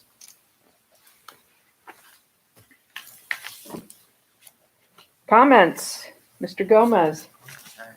I want to start with, we were talking about literacy. We get those great updates from the library every month, and I want to bring up that hope that in our literacy plan, we're talking more about how we can coordinate with the library. I was bugging the newly minted president of the Board of Trustees on the library about this recently, and about getting books to kids. I know that Raz for Kids is a great program, but our first priority should always be having kids read real books, and the library would be happy to help us find ways in which they can coordinate with us. And I think that's important. They're an important partnership that perhaps we haven't used enough in the past few years, and I think they're looking to partner with us more. I'm serving my second year on the OSBA's Black Caucus Committee. We had our organizational meeting, and we're getting down to some really good work this year. We're working on special projects by region, and my region's project is working on looking at what our home districts and what local districts are doing about the fact that we have a gap in achievement based on race. And just the fact that the state of Ohio expects different things out of different race groups. They expect less achievement out of Black kids. That's published in ODE. They expect a little bit more out of white kids, and they expect the most out of Asian kids, and Hispanic kids kind of throw them in the middle. And talking about how our districts are working to say that that's not acceptable in what we're doing. So some good work going to come out of there. And then I attended the Richardson PTO meeting via Zoom last night.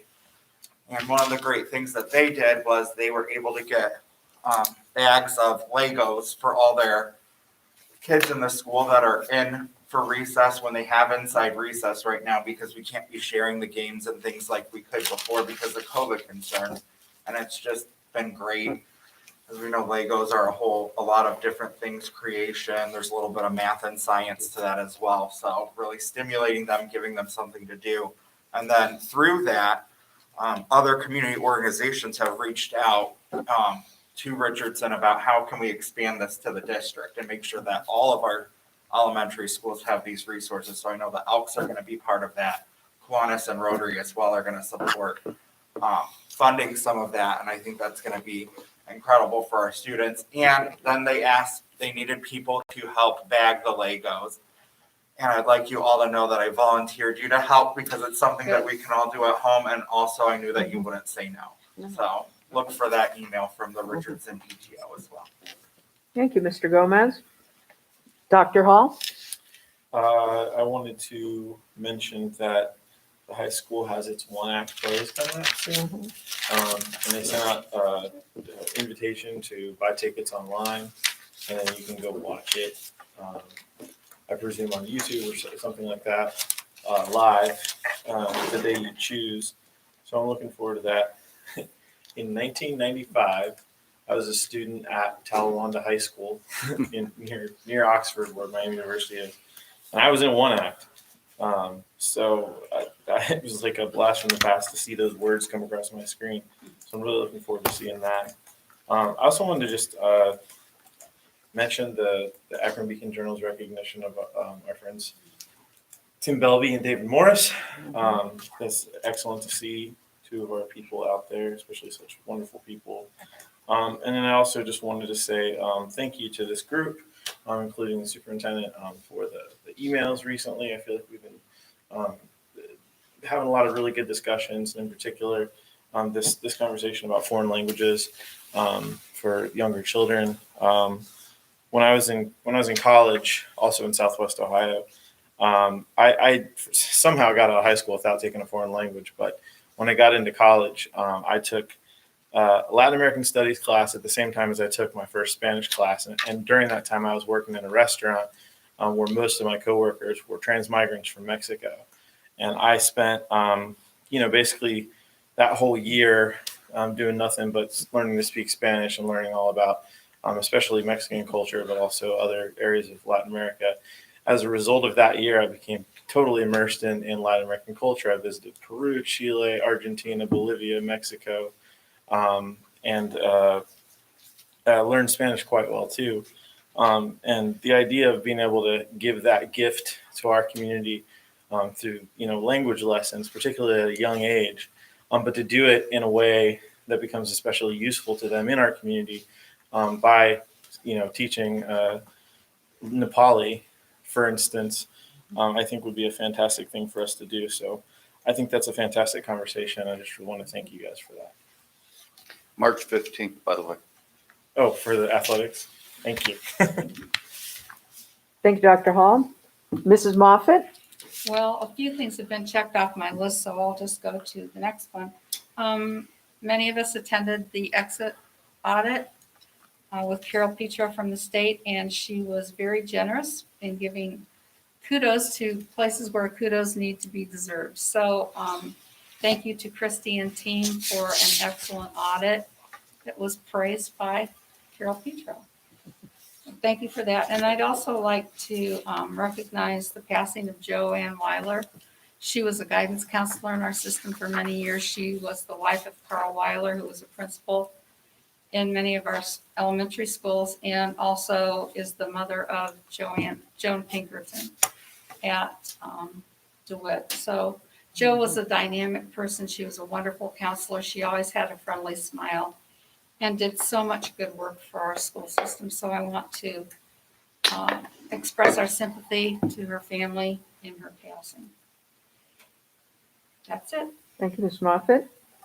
All my items have been covered, and I actually love when that happens because it makes me know that we're all attentive to what's going on in our district. We're all appreciative when our staff members are recognized in the paper or, get some other kind of Black Tiger pride going in some capacity. I love that we just pay attention to those things.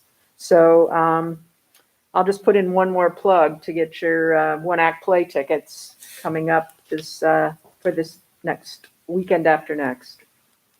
Ms. White? Yeah, mine are all taken too, but I also have condolences for families of two of our people that we lost.